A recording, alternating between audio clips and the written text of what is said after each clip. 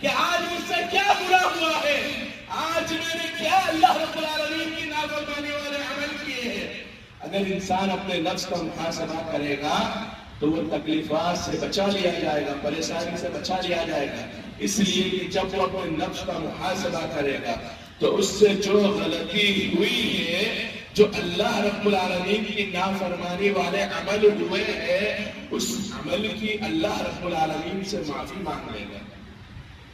سامعین کرام، ہم اسلاف کی زندگی کا جائزہ لیں تو ہمیں معلوم ہو کہ اسلاف پر جب مصیبت آتی تھی، اسلاف پر جب پریشانی آتی تھی تو وہ اپنے نفس کا محاسبہ کرتے تھے، اندازہ لگاتے تھے کہ مجھ سے ایسا کون سا عمل ہوا ہے، مجھ سے ایسا کون سا عمل سیئہ ہوا ہے جس کی وجہ سے اللہ رب العالمین نے مجھے مصیبت میں ڈالا ہے، اللہ رب العالمین نے مجھے پریشانی میں ڈالا ہے۔ جب انہیں معلوم ہوتا ہے کہ میں نے یہ گناہ والا کام کیا ہے، یہ اللہ رب العالمین کی نافرمانی والا کام کیا ہے، تو وہ اس گناہ کی معافی مانگتے تھے۔ اس گناہ کی معافی مانگنے کے بعد اللہ رب العالمین انہیں پریشانی سے نجات دے دیتے تھے، تکلیفات سے نجات دے دیتے تھے۔ تو مقصد کیا ہے میرے بھائیوں؟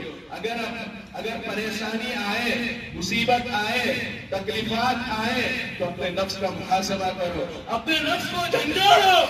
ٹٹولو، میں نے کون سا ایسا گناہ کیا ہے،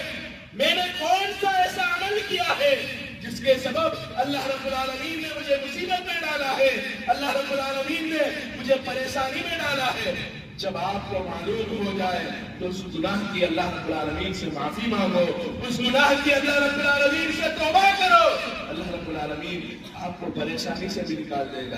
آپ کو مصیبت سے بھی نکال دے گا۔ اسی طرح اللہ رب العالمین مصیبتوں سے اور پریشانیوں سے نکلنے کا ایک اور طریقہ بتلاتا ہے، انسان کی نا امیدی کو ختم کرنے کا اور ایک طریقہ بتلاتا ہے۔ اللہ رب العالمین نے کلام مجید میں فرماتا ہے وَمَن يَتَّقِ اللَّهَ يَجْعَلْ لَهُ مَخْرَجًا، جو اللہ سے ڈرتا ہے، اللہ کا تقوی اختیار کرتا ہے، پرہیزگار بندہ بنتا ہے۔ اللہ کا تقوی اختیار کرنے کا مطلب کیا ہے؟ یعنی اپنی زندگی کو ان چیزوں میں ڈھال لینا، یعنی اللہ اور اس کے رسول نے جو حکم دیا ہے اس کو اپنی